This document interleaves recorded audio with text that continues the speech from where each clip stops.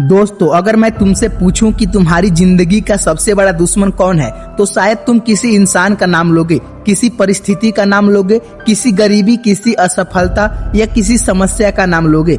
लेकिन सच्चाई यह है कि तुम्हारी जिंदगी का सबसे बड़ा दुश्मन बाहर नहीं है, तुम्हारे अंदर बैठा हुआ है। वह है तुम्हारा अनियंत्रित मन। हाँ, वही मन जो तुम्हें सपने भी दिखाता है और वही मन तुम्हें उन सपनों से दूर भी ले जाता है। वही मन जो रात को कहता है कि कल से जिंदगी बदल दूंगा, और वही सुबह होते ही कहता है आज रहने दो, कल से शुरू करेंगे। धीरे धीरे साल गुजर जाते हैं, लेकिन जिंदगी वहीं के वहीं रह जाती है। क्यों? क्योंकि इंसान ने अपने मन को अपना मालिक बना लिया है।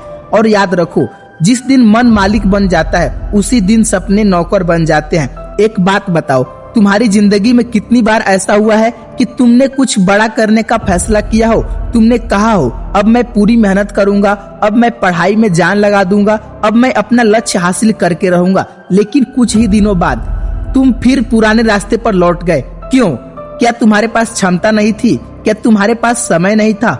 नहीं, समस्या क्षमता की नहीं थी, समस्या नियंत्रण की थी। तुम अपने मन को आदेश नहीं दे पाए, और जो इंसान अपने मन को आदेश नहीं दे सकता है वह दुनिया को कभी आदेश नहीं दे सकता है। सच्चाई यह है कि मन हमेशा आराम चाहता है, मन हमेशा आसान रास्ता चुनना चाहता है, मन हमेशा दर्द से भागना चाहता है। जब पढ़ने बैठोगे तो मन मोबाइल को याद दिलाएगा, जब मेहनत करोगे तो मन आराम की बात करेगा, जब जोखिम लोगे तो मन डर पैदा कर देगा। और अगर तुम हर बार मन की सुनते रहोगे तो एक दिन तुम्हें एहसास होगा कि तुम्हारी पूरी जिंदगी सिर्फ मन की इच्छाएं पूरी करने में निकल गई, सपने पूरे करने में नहीं। ध्यान से सुनो, दुनिया में दो तरह के लोग होते हैं। पहले वो जो अपने मन के अनुसार जीते हैं, और दूसरा वो जो अपने लक्ष्य के अनुसार जीते हैं। पहले लोग कहते हैं आज मन नहीं है, दूसरे लोग कहते हैं मन हो या न हो काम तो करना पड़ेगा। पहले लोग मूड का इंतजार करते हैं, दूसरे लोग अनुशासन पर भरोसा करते हैं। और इतिहास गवाह है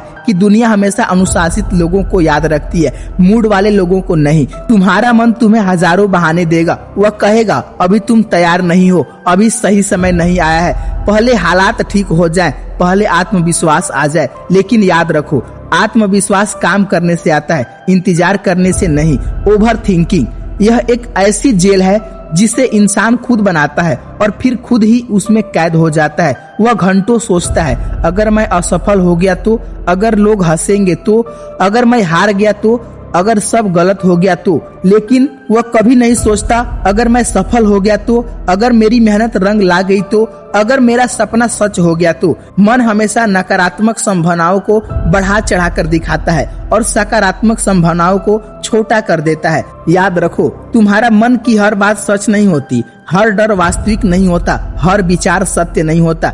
कई बार तुम्हारा मन झूठ बोलता है, और सबसे खतरनाक बात यह है कि वह झूठ तुम्हारी अपनी आवाज में बोलता है, इसीलिए तुम उसे सच मान लेते हो। आज जो लोग सफल दिखाई देते हैं उन्होंने कोई जादू नहीं किया, उन्होंने बस एक काम किया, उन्होंने अपने मन को अपने सपनों से बड़ा नहीं बनने दिया। जब मन भागना चाहता था वे डटे रहे, जब मन हार मानना चाहता था वे लड़ते रहे, जब मन डरता था वे आगे बढ़ते रहे। और यही आदत उन्हें असाधारण बना गई। अगर तुम सच में जिंदगी बदलना चाहते हो तो आज से एक नियम बना लो, जब मन कहे मत करो तब खुद से पूछो क्या यह मेरे लक्ष्य के लिए जरूरी है। अगर जवाब हाँ है तो कर डालो, चाहे मन करे या ना करे, क्योंकि सफलता मन की नहीं निर्णय की गुलाम होती है। एक दिन तुम्हारे डर छोटे पड़ जाएंगे, एक दिन तुम्हारा आत्मविश्वास इतना मजबूत हो जाएगा कि परिस्थितियां भी तुम्हें नहीं रोक पाएगी। लेकिन वह दिन अपने आप नहीं आएगा, उस दिन के लिए आज लड़ना पड़ेगा, आज अपने मन से लड़ना पड़ेगा, आज अपने डर से लड़ना पड़ेगा, आज अपने बहानों को हराना पड़ेगा। और आखिर में मैं तुमसे सिर्फ एक बात कहना चाहता हूँ कि दुनिया को जीतना मुश्किल नहीं है, पैसा कमाना मुश्किल नहीं है, सफल होना मुश्किल नहीं है। सबसे मुश्किल काम है अपने मन को अपना नौकर बनाना। जिस दिन तुमने यह कर लिया, जिस दिन तुमने अपने विचारों पर नियंत्रण पा लिया, जिस दिन तुमने अपने डर से ऊपर उठना सीख लिया, उस दिन तुम्हारी किस्मत बदलना शुरू हो जाएगी।